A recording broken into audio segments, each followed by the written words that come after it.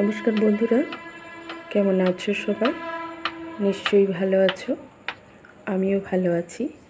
আর তোমাদের গাছেরা নিশ্চয়ই ভালো আছে।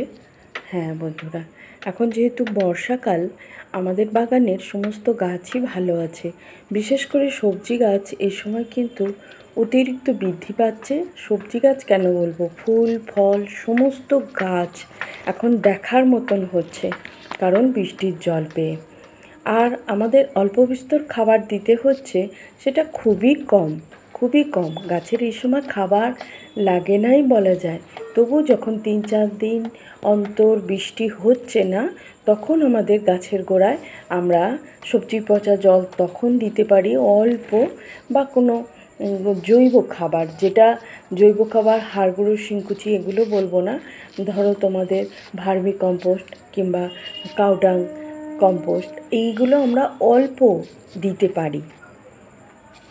দেখো, আমার তো এইরকম করে সবজিগুলো করেছি, অনেক সবজি হচ্ছে এখন। তাহলে তোমাদেরকে তাই একটু দেখিয়ে দিলাম এই সবজিগুলো। বন্ধুরা, আমি যে ধরনের আজকে ভিডিও নিয়ে এসেছি, যে আমার বাগানের অল্প আমি সবজি তো দেখিয়ে দিচ্ছি তোমাদেরকে, যে এখন আমার বাগানে কি সবজি হচ্ছে অল্প দেখাচ্ছি। মূলত আমার ভিডিও আজকে আমি একটা পেয়ারা গাছ নিয়ে এসেছিলাম, সেটা তোমাদেরকে দেখিয়েছিলাম। সেই পেয়ারা গাছে আমি কি মাটি তৈরি করলাম এবং পেয়ারা গাছটাকে আমি কিভাবে বসালাম। তোমরা এই সময় অনেকেই ফলের গাছ নিয়ে আসছো, অতি সহজেই এই একটি ফল হচ্ছে পেয়ারা গাছ।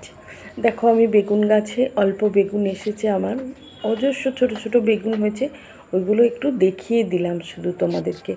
আমি পরে দেখাবো, আরও বড় হোক বেগুনগুলো, অল্প অল্প দেখিয়ে দিলাম। দেখো, আমি একটা থাই ভ্যারাইটির পেয়ারা গাছ আমি নিয়ে এসেছিলাম, অনেক দিন বাড়িতে রেখেছি। দেখো, ওর পাতা কচি কচি বেরিয়ে এসেছে দেখে আমি বুঝেই গেছি যে এবার একে রিপোর্টিং করে দিতে হবে, কারণ ছোট্ট একটা গ্রো ব্যাগের মধ্যে এনেছি।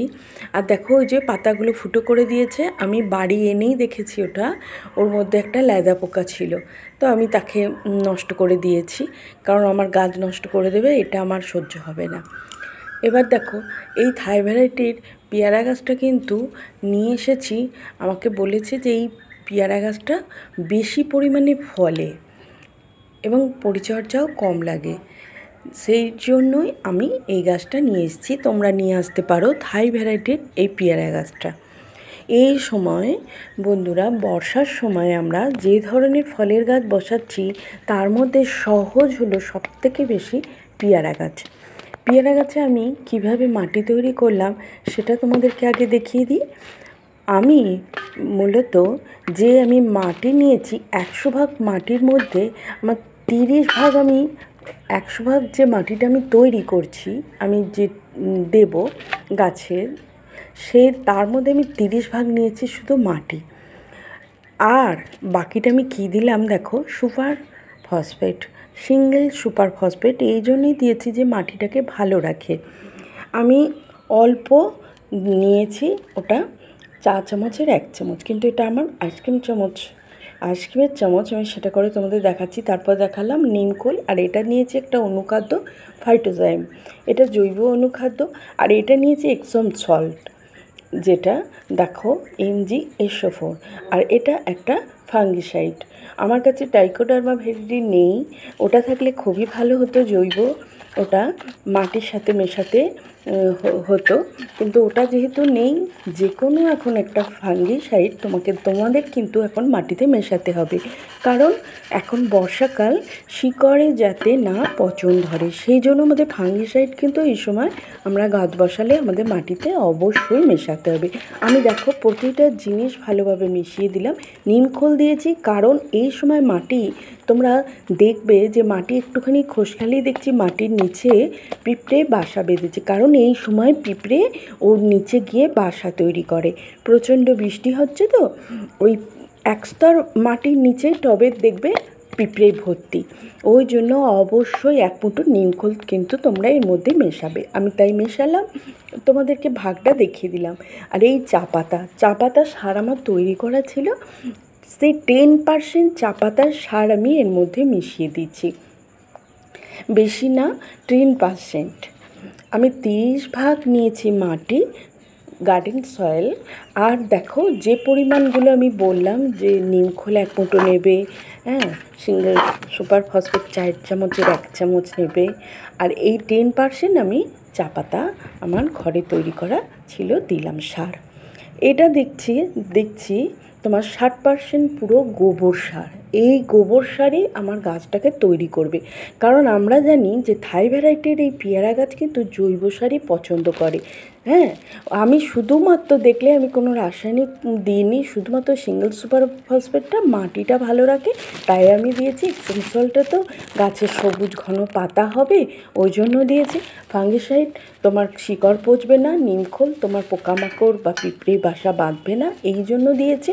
আর অনুখাদ্য, সেটা জৈব ফার্টিলাইজার অনুখাদ্য একটা সমস্তই আমরা মাটি তৈরি করার সময় মিশিয়ে থাকি। এবার আমি তোমাদের বললাম যে 60 ভাগ পুরো আমি দিলাম গোবর সার, শুকনো গোবর সার। ওটা আমি সম্পূর্ণ মাটির সাথে মিশিয়ে দিলাম। এইটা তৈরি হয়ে গেল আমার পেয়ারা গাছের মাটি। কারণ তোমরা মাথায় রাখবে যে থাই ভ্যারাইটির পেয়ারা গাছ কিন্তু জৈব খাবার পছন্দ করে, কোনো রকম রাসায়নিক খাবার না। এইবার আমি মাটিটাকে সম্পূর্ণ মিক্সড করে নিলাম, ঢালোপোড় করে নিচে তলা করে। আমি দেখো এই প্রথমবারই এই গ্রো ব্যাগে গাছ বসাচ্ছি। যেহেতু এটা গাছটা ছোট গাছ তাই আমি বেশি মাটি দেব না, অল্প মাটি দিয়ে গাছটাকে আমি বসাচ্ছি। ওই মিক্সড মাটি যে তৈরি করলাম আমি, দেখো আমি কিছুটা দিয়ে আমি প্যাকেট ফেলে দিয়ে গাছটাকে সম্পূর্ণ বসিয়ে দিলাম। গাছটা যে বসালাম তোমরা এই সময়েতে গাছটা শেডের বাইরেই রাখবে, অসুবিধা নেই, কারণ এই সময় ঘন ঘন বৃষ্টি হচ্ছে, অসুবিধা নেই এতে যে শেডের বাইরে না শেডের ভিতরে রাখতে হবে তাতে কোনো না। আর এই কাজটা তো একদম কম্পালসারি যে কোনো গাছ বসাও সঙ্গে সঙ্গে তাতে জল বসাতেই হবে, জল ঢালতেই হবে। যেহেতু আমি অল্প জল দিলাম কারণ এটা আমি বাইরেই রাখবো, শেডের বাইরে, যেহেতু বৃষ্টি হচ্ছে এখন সব সময় বেশি জল হয়ে যাবে তাই আমি জল অল্পই দিলাম। এবার দেখো পেয়ারাটাকে আমার কাটার সময় এসে গেছে। পেয়ারাটা খাই, দেখি টেস্ট কেমন হয়েছে তোমাদেরকে বলি। আর আমি পেয়ারাটা কাটতে থাকি, তোমরা আমাকে সাবস্ক্রাইব করে চলে যাও, বুঝেছো? যাতে আমি এই রকম ভিডিও পরের বার আবার দেব, তোমরা আমার দেখতে পাবে, নোটিফিকেশান তোমাদের কাছে চলে আসবে। তো পেয়ারাটা তো আমি কাটলাম, কেটে ভালো রকমই আমার খেতে লাগলো, জানো, ভালো টেস্ট আছে। তোমরা তাহলে এই থাই ভ্যারাইটির এই পেয়ারাটা কোথাও যদি পাও, পেয়ারা গাছটা তোমরা কিন্তু কিনতে পারো।